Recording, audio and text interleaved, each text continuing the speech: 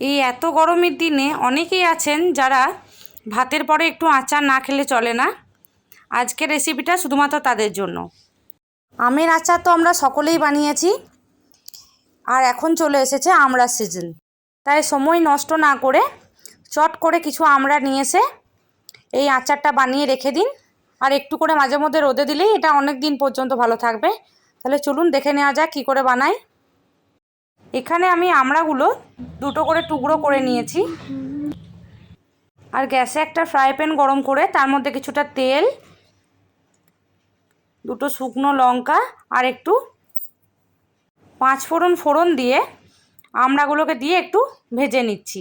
আর এর ওপর থেকে দিয়ে দিচ্ছি একটু হলুদ আর সামান্য পরিমাণে নুন।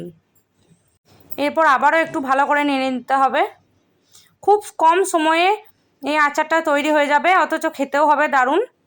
এরকমভাবে যদি সিজনের আমড়া দিয়ে একটু আচার বানিয়ে রেখে দিতে পারা যায়, তাহলে বর্ষার দিনে কিন্তু একটু করে রোদে দিয়ে দিলেও এই আচারটা বহুত দিন পর্যন্ত ভালো থাকবে। আর এখানে আমি 250 মতো গুড় একটু গ্রেটারে করে গ্রেট করে নিয়েছি, যাতে খুব সহজেই গুড়টা গলে যায়। আমড়ার ওপরে দিয়ে দিয়ে ভালোভাবে নাড়তে থাকছি। দেখুন এতেই কিন্তু আমড়াটা পুরো সেদ্ধ হয়ে গেছে।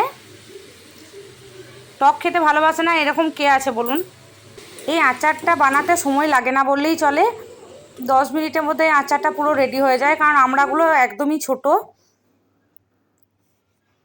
একটু ভালো করে ভাজার পরই গুড় দিয়ে একটু ফোটালেই সেদ্ধ হয়ে যায়। আর দেখুন আচারটা পুরো রেডি। আর নামাবার আগে একটু ভাজা গুঁড়ো দিয়ে দিচ্ছি। ভাজা গুঁড়ো বলতে এখানে গোটা ধনে, জিরে আর শুকনো লঙ্কা একটু ভেজে নিয়ে গুঁড়ো করা আছে। ব্যাস দেখুন পুরো আঠা আঠা হয়ে গেছে। এরপরে নামিয়ে ভাতের সাথে খেলেই হয়ে যাবে। আর এই আচারটা সংরক্ষণের জন্য কিন্তু কাঁচের একটা জারের মধ্যে রাখবেন। প্লাস্টিক কিংবা কোনো ফাইবারের জারের মধ্যে রাখলে এটা কিন্তু কিছুদিন পরেই নষ্ট হয়ে যাবে।